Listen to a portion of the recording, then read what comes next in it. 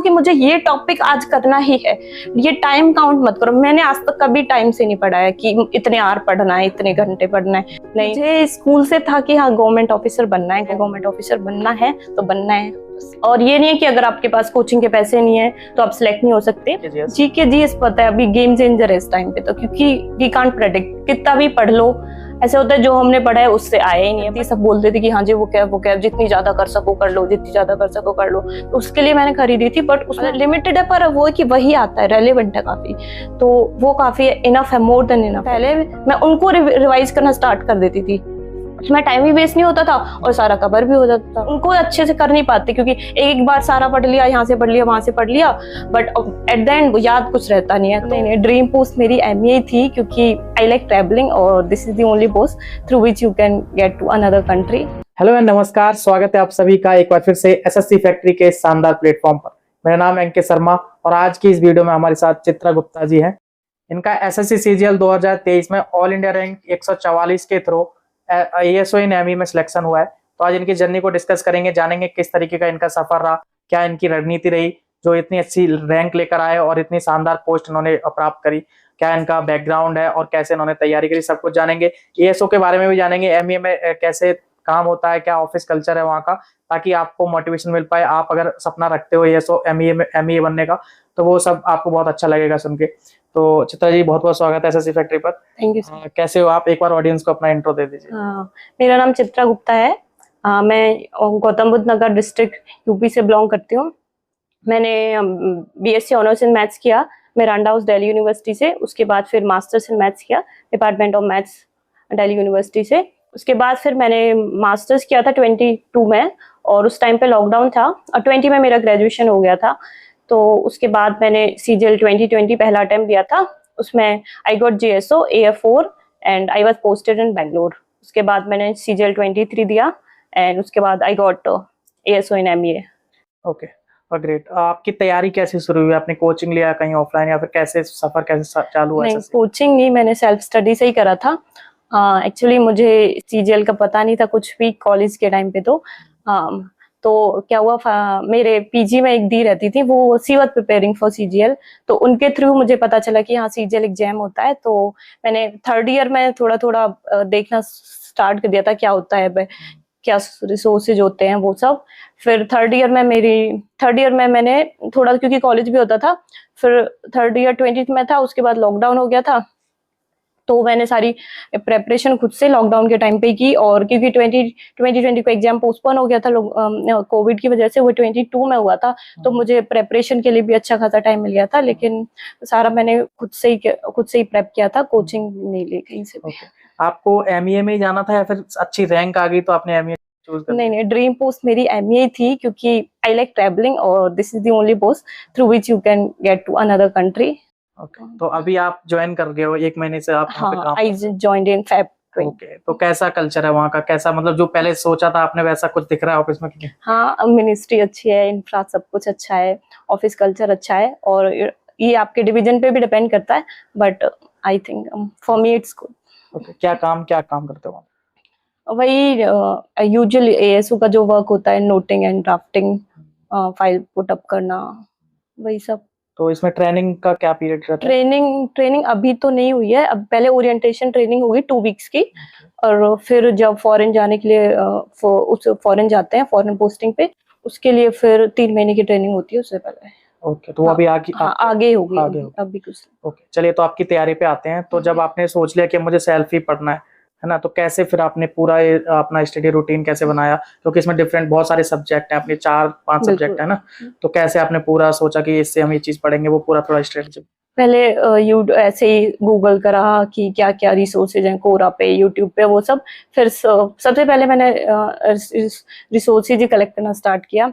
पहले like books, मैंने maths के लिए मैंने राकेश यादव पढ़ी थी, क्योंकि उस टाइम पे पैटर्न डिफरेंट था, अभी पैटर्न डिफरेंट हो गया है। मैथ्स के लिए मैंने राकेश यादव ली थी, एडवांस एंड बेसिक बोथ, और GS के लिए लूसेंट, और for English print to Paramount volume 1 by Neetu Singh.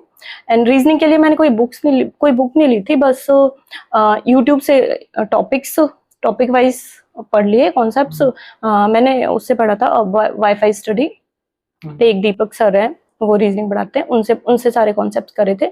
और प्रीवियस ईयर के लिए जो किरण की आती थी, वो प्रीवियस ईयर की बुक सारी खरीद ली थी, सारे सब्जेक्ट वाइज उनसे प्रैक्टिस की और टॉपिक वाइज यहाँ से पढ़ा। बस उसके बाद फिर मॉक टेस्ट। ओके। आपकी इंग्लिश कैसी थी शुरुआत से अगर बात करें, क्योंकि इंग्लिश को लेके बहुत सारे बच्चे डरते हैं, फिर इंग्लिश कैसे प्रिपेयर करें? नहीं, मेरा तो बैकग्राउंड इंग्लिश मीडियम में है क्योंकि सीबीएसई बोर्ड था, तो मुझे तो कोई प्रॉब्लम नहीं हुई। बट जो ये प्लिंथ टू पैरामाउंट बुक है ना, उसमें अगर आपको नहीं भी आता है ना, तो रूल्स एकदम हिंदी में भी लिखे हैं, सारे टॉपिक वाइज रूल्स। तो रूल्स हिंदी में लिखे हैं और फिर उसके बाद प्रैक्टिस क्वेश्चंस हैं, तो आपको बिल्कुल प्रॉब्लम नहीं आएगी। मतलब एक बार मैंने ये बुक अभी तक बताऊं तो रूल्स तो मैंने कम से कम 10 बार रिवाइज करे होंगे। हाँ, स्टिल की मैं इंग्लिश बैकग्राउंड से फिर भी। ये सिंगल बुक इनफ है? हाँ, इंग्लिश के लिए this book is enough. Grammar के लिए ना? ग्रामर एंड वोकैब भी उसी में। ओके। और फिर ये अपना कॉम्प्रिहेंशन कॉम्प्रिहेंशन के लिए इनके दूसरा वॉल्यूम आता है, बट मैंने वो खरीदा नहीं था। पर कॉम्प्रिहेंशन तो आप प्रीवियस ईयर से भी कर सकते हो। हाँ, क्योंकि उसमें कोई ये तो है नहीं कि हाँ जी ये ही आ जाएगा, वो तो पैसे जाना है। पैसे आपको बेसिक है कि आपको ये आना चाहिए कि पैसे पढ़ के हम आंसर कैसे कर रहे हैं, वे ऑफ आंसरिंग क्वेश्चंस। तो वो तो ऑल डिपेंड्स ऑन प्रैक्टिस। एक बार क्या होता है कि जब तैयारी का सोचते हैं, चाहे यूपीएससी हो एसएससी हो, तो मोटिवेशन में अपन शुरू तो कर देते हैं, लेकिन जो बाकी के हर्डल्स होते हैं वो बाद में तैयारी के दौरान पता चलता है कि ये चीजें भी बीच में आ रही हैं, प्रॉब्लम फेस करनी पड़ रही है। तो आपको इस तैयारी में क्या क्या हर्डल्स आए, क्या क्या दिक्कतें हुई? मॉक में सबसे मेन होता है मॉक में स्कोर कमाना स्टार्टिंग में। लाइक आई कैन रिमेम्बर मेरा पहला मॉक जो था उसमें अराउंड 100 समथिंग आई थी। तो वो होता है कि बाकी लोग जो टॉपर्स होते हैं वो फुल भी स्कोर कर रहे होते हैं, तो हमें उनको देख के लगता है कि हम बहुत पीछे हैं। लेकिन बट मेन है कि मॉक टेस्ट के बाद आप एनालिसिस करो कि हम गलत कहाँ पे कर रहे हैं, हमारी मिस्टेक्स कहाँ पे, किस टॉपिक के क्वेश्चन ज्यादा गलत हो रहे हैं हमारे। तो फिर उस टॉपिक के क्वेश्चंस को ज्यादा प्रैक्टिस करो, तो फिर उस दिन बाद यू विल सी कि हाँ जी हमारा स्कोर इंक्रीज हो रहा है। तो मेन है कि आपकी ये एनालाइज करो कि आप मिस्टेक कहाँ पे कर रहे हो, किस टॉपिक में आप वीक हो, तो उस पे ज्यादा फोकस करो। ओके। आप सेल्फ स्टडी कर रहे थे राइट? आपने कोचिंग कोई लिया नहीं था? नहीं। तो सेल्फ स्टडी करने में बच्चों के साथ प्रॉब्लम क्या होती है? डिस्ट्रैक्शन बहुत आते हैं उनको। जैसे यूट्यूब पर अगर वो जा रहे हैं तो मैथ अगर पढ़ रहे हैं तो नीचे दूसरे टीचर का भी वीडियो सजेस्ट हो रहा है ना, तो उन्हें वो देखा, फिर वो देखने लगते हैं, अरे ये बहुत अच्छा है ना। किसी दोस्त ने सजेस्ट कर लिया तो वो देखते हैं, क्योंकि वो फ्री का रिसोर्स है तो वो चेंज कर सकते हैं। एक बार जब अपन कहीं कोचिंग ले लेते हो तो आप उसी पर डिपेंड हो जाते हो राइट? तो कैसे, मतलब इस चीज को कैसे टैकल किया आपने? हाँ बिल्कुल, ये होता है कि हाँ जी ये, और ये क्या होता है ना, थंबनेल्स जो होते हैं वो इतने अट्रैक्टिव होते हैं। हाँ बस ये क्वेश्चन कर लो, इससे आपका सिलेक्शन हो जाएगा। बट द थिंग इज कि मेन प्रॉब्लम क्या होती है ना कि हम बहुत सारे मल्टीपल रिसोर्सेज से पढ़ते हैं और उनको अच्छे से कर नहीं पाते, क्योंकि एक बार सारा पढ़ लिया, यहाँ से पढ़ लिया, वहां से पढ़ लिया, बट एट द एंड याद कुछ रहता नहीं है। तो अच्छी बात यह है कि कम रिसोर्सेज से पढ़ो, लिमिटेड रिसोर्सेज से, लेकिन रिवीजन उनका ही करो। और ये कि एक बार कॉन्सेप्ट्स एक बार पढ़ लो, फिर सारे लाइक मैथ्स के जितने भी बहुत सारे फॉर्मूलेज होते हैं, पता है कि पीडीएफ आती है, वहां से हम कर लेंगे डाउनलोड करके। बट मैंने क्या किया था, मैथ्स और रीजनिंग, क्योंकि रीजनिंग में भी ट्रिक्स होती हैं, तो एक डायरी थी मेरी, बहुत पतली सी डायरी, उसमें मैंने मैथ्स के सारे फॉर्मूलाज टॉपिक वाइज और रीजनिंग के लाइक कैलेंडर्स की ट्रिक होती है, क्लॉक, मिरर, वो सारी ट्रिक नोट कर ली थी। तो क्या होता कि पेपर से पहले बस मेरे को फिर से ये नहीं छाड़ना कि हाँ जी वो उस पीडीएफ में वो, उस पीडीएफ में वो, बस लाइक इन नाइट बिफोर और 1-2 दिन पहले मैं उनको रिवाइज करना स्टार्ट कर देती थी। उसमें टाइम भी वेस्ट नहीं होता था और सारा कवर भी हो जाता था। ओके। आप जैसे रूटीन बनाने में बहुत प्रॉब्लम आती है बच्चों को, कंसिस्टेंट नहीं रह पाते। अगर 2 दिन उन्होंने बहुत टफ रूटीन बना लिया कि आज 8 घंटे पढ़ते हैं, फिर बाकी 5 दिन फिर वो उनके गैप आ जाता है, तो वो कंसिस्टेंटली पढ़ाई कैसे आप करते थे? क्या रूटीन आपका, जो हेल्दी रूटीन क्या होना चाहिए कैसे? ये ऐसे नहीं कि 8 घंटे पढ़ना है, ये नहीं, ये देखो कि मुझे ये टॉपिक आज करना ही है। ये टाइम काउंट मत करो। मैंने आज तक कभी टाइम से नहीं पढ़ा है कि इतने आवर पढ़ना है, इतने घंटे पढ़ना है, नहीं। बस ये था कि आज ये सब्जेक्ट का ये टॉपिक करना ही है, मुझे कितना टाइम लगे, और ये टाइम लिमिटेड है, हमें पता है। तो हमें पता है कि ये आज करना ही है, तो हम उसको करने की ट्राई ही करेंगे। अगर आज नहीं हुआ है तो कोई सिचुएशन आ गई, आज नहीं हो पाए, तो नेक्स्ट से ये कि ऐसे नहीं कि वो टाल ही दिया हमने, नेक्स्ट डे उसको करके ही फिर नेक्स्ट डे का भी जो टारगेट है हमारा उसका पूरा करो। और जो नेक्स्ट डे हम पढ़ रहे हैं, लाइक हम वोकैब पढ़ रहे हैं, तो हमने पिछले डे पे 50 वर्ड्स करे, तो पहले उनको रिवाइज करो, उससे आगे फिर नेक्स्ट स्टार्ट करो, क्योंकि here revision is the key. Okay. जैसे बहुत सारे सब्जेक्ट है ना, इसमें 4-5 सब्जेक्ट है, तो वो कैसे आपने बनाया था कि 2 दिन में मैथ पढ़ूंगी, ऐसे बनाया था या फिर डेली सारे सब्जेक्ट नहीं नहीं, 2 दिन नहीं, डेली डेली करना है, क्योंकि एक सब्जेक्ट पढ़ पढ़ के भी आप बोर हो जाते हो और सब्जेक्ट चेंज होंगे फिर। एक किसी को मैथ्स पसंद है, किसी को, तो अगर मानो आपको मैथ्स पसंद है तो मैथ्स ही करे, लेकिन नहीं, देना तो हमें सारे ही है ना, तो मैं तो डेली ही सारे पढ़ती थी। जीके जीएस को लेकर काफी कंफ्यूजन रहता है, उसको मतलब कितना ही पढ़ो फिर भी कॉन्फिडेंस आता ही नहीं है कि यार मतलब जीके में इतने नंबर आ गए। मैथ में सब लिख लेते हैं कि मैं इसमें इतने लेके आऊंगा, क्योंकि कैलकुलेशन सभी करते हैं एग्जाम से पहले, रीजनिंग में इतने, लेकिन जीके जीएस में वो उनको डाउट रहता है कितने आ सकते हैं पता नहीं, तो वो कैसे कवर किया जीके जीएस? जीके जीएस पता है अभी गेम चेंजर है इस टाइम पे, तो क्योंकि वी कांट प्रेडिक्ट, कितना भी पढ़ लो ऐसे होता है जो हमने पढ़ा है उससे आया ही नहीं है। बट ये कि एक बार जो बेसिक टॉपिक्स हैं कि हाँ जी इनसे आने ही है क्वेश्चंस, लाइक कॉन्स्टिट्यूशन है, ज्योग्राफी में डैम्स हैं, लेक्स हैं, और सोलर सिस्टम है, मॉडर्न हिस्ट्री है, 1857 स्ट्रगल है, जैन धर्म, बुद्ध धर्म, मिसलेनियस के सारे टॉपिक्स हैं, ये सारे एक बार ही कर लो। मे भी लगेगी तो मैं इस एग्जाम में नहीं आया, एक बार में सबका नहीं होता है, बट जिनका होता है वेल एंड गुड। पर आपको लगेगा ना आपने दूसरा एग्जाम दिया है तो आपको स्ट्राइक करेगा, हाँ मैंने वो उस टाइम पे पढ़ा था, जो आप पढ़ोगे ना वो कभी ना कभी तो काम आएगा। लेकिन एक बार आप कवर कर लोगे ना सारे टॉपिक्स, तो कोई ना कोई क्वेश्चन रिलेट कर जाता है। और ये नहीं, पर हमें लगता है कि हमने जो पढ़ा वो तो आया ही नहीं, पर कभी ना कभी तो वो आता है। ओके। जैसे आपका अभी ये वेंडर चेंज हो गया है, तो बच्चे काफी ज्यादा कंफ्यूजन है, पता नहीं कैसा एग्जाम आएगा क्या होगा, तो इसको लेके आपके क्या ओपिनियन है? ज्यादा पैटर्न चेंज तो नहीं मतलब पैटर्न तो वही है, क्वेश्चंस तो ज्यादा क्या, मोस्टली तो प्रीवियस ईयर बेस्ड ही होते हैं, 70 to 90%, तो वही रहेगा। और एक बार यही तो एक बार पेपर हो जाएगा तो उससे आइडिया भी लग जाएगा कि किस हिसाब से पैटर्न चेंज हो रहा है अभी। ओके। मॉक टेस्ट कब मतलब लगाना शुरू करना चाहिए, और मॉक टेस्ट का कैसे एनालिसिस करते थे, आपकी कैसे गलतियां निकालना है उसमें से, फिर कैसे उन पे काम किया जाए? Mock test I would suggest कि एक बार आपका हो जाता है सारा सिलेबस तब करो, क्योंकि फिर क्योंकि क्वेश्चंस उसमें सारे टॉपिक से आते हैं और फिर आपको लगे कि नहीं कम मार्क्स आ रहे हैं मेरे।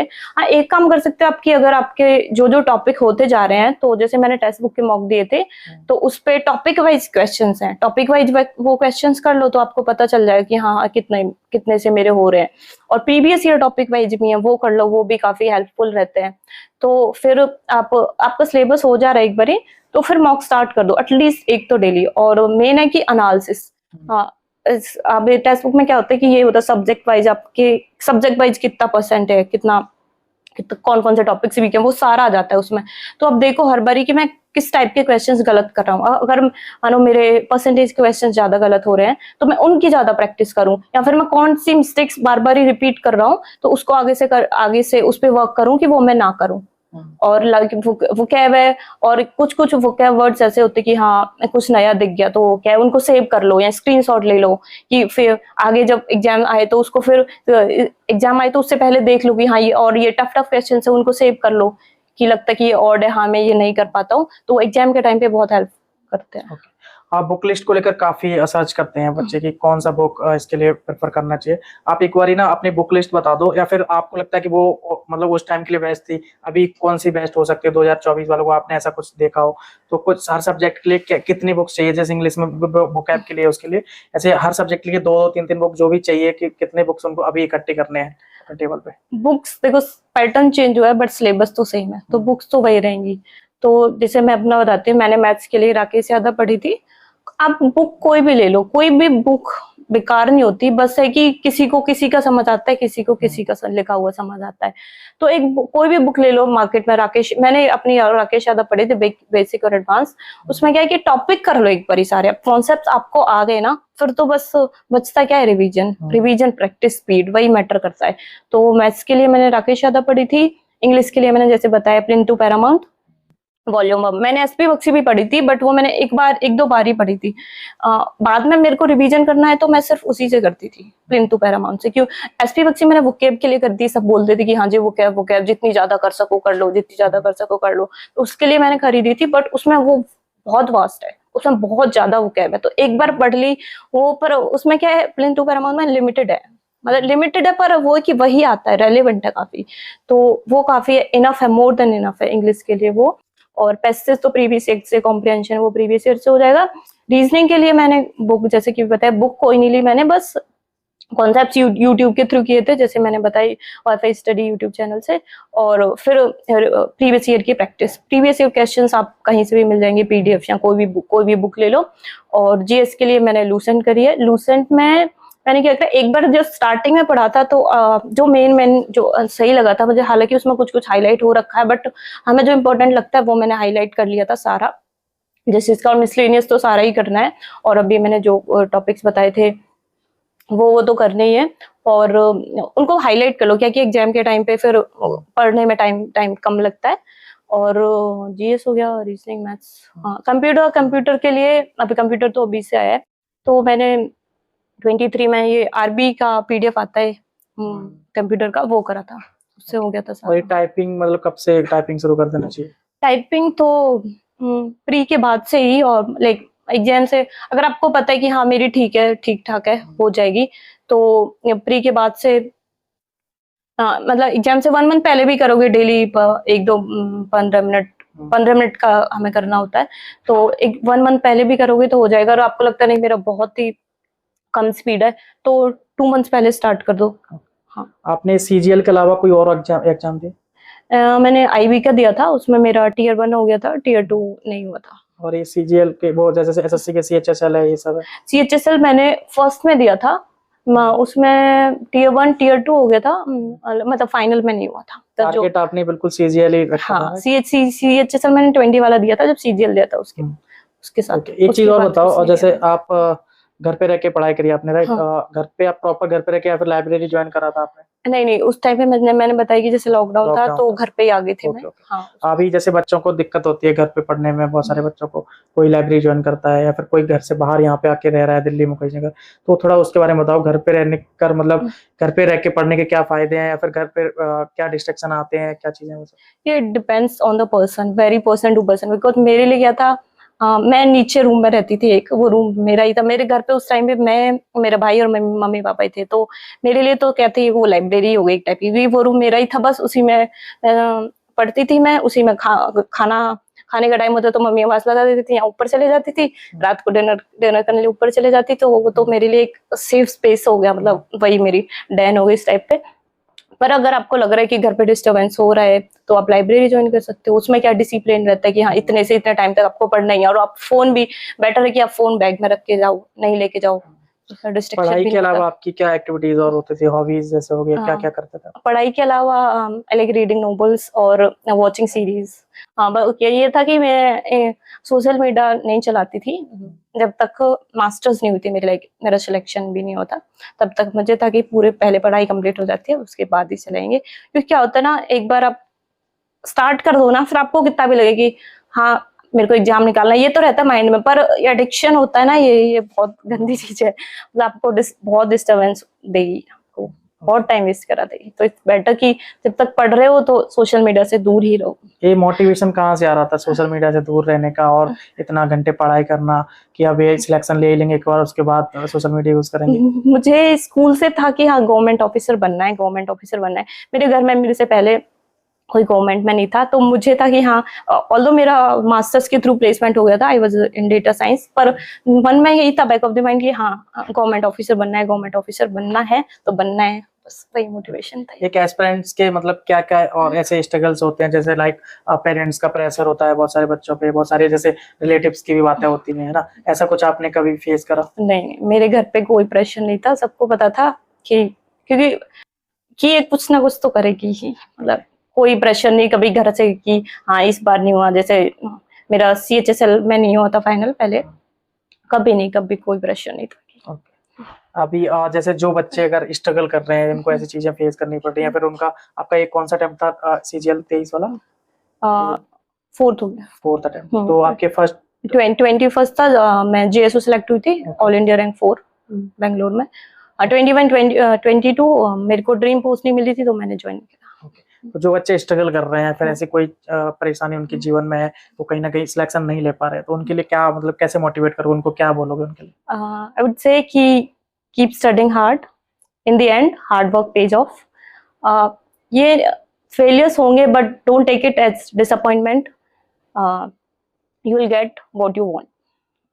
कभी आपके पोस्ट को लेकर, जैसे आपने बोला ड्रीम पोस्ट मेरी SOM ही था, तो कभी पोस्ट को लेकर कभी ऐसे आप सोचते थे पढ़ते टाइम, जैसे एक्साइज फैक्टर को लेकर बहुत सारे सोचते हैं, अपने फोटो पे लगा देते हैं 3 स्टार के साथ, कोई रैंक 1 लिख देता है अपने स्टडी टेबल के सामने, ऐसा कुछ कभी आप भी करते थे? नहीं, ये ऐसे तो डिस्प्ले तो नहीं करा, बट हाँ माइंड में रहता था। अच्छा, ओके। तो लास्ट लगभग सारी बातें हमने कर ही ली है ना। अगर आपको लगता है कुछ ऐसा छूट गया इस इंटरव्यू में, कुछ ऐसी आपकी जर्नी से कोई बातें हो, या फिर लास्ट में जो बच्चे 2024 की तैयारी कर रहे हैं, तो उनके लिए आप लास्ट में क्या मैसेज देना चाहोगे? आई वुड से कि 1 year is enough for CGL. Like in 1 year you can learn the concepts and practice and you can give the attempt. और ये नहीं है कि अगर आपके पास कोचिंग के पैसे नहीं है तो आप सिलेक्ट नहीं हो सकते। आज की डिजिटल एज में सब कुछ फ्रीली अवेलेबल है, जो कुछ आप चाहो, यूट्यूब वीडियोस, PDF सब कुछ मिल जाता है।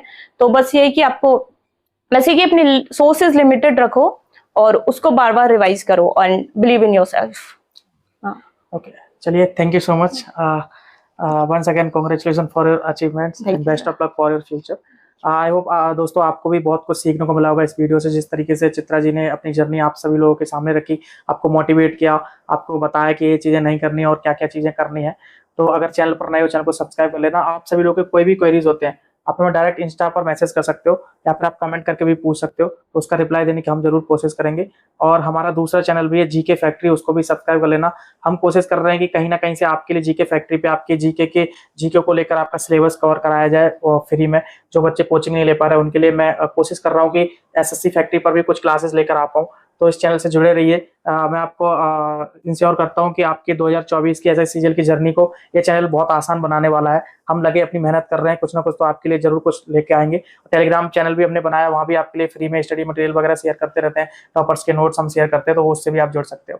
यहाँ तक वीडियो देंगे। Thank you so much, bye bye and take care.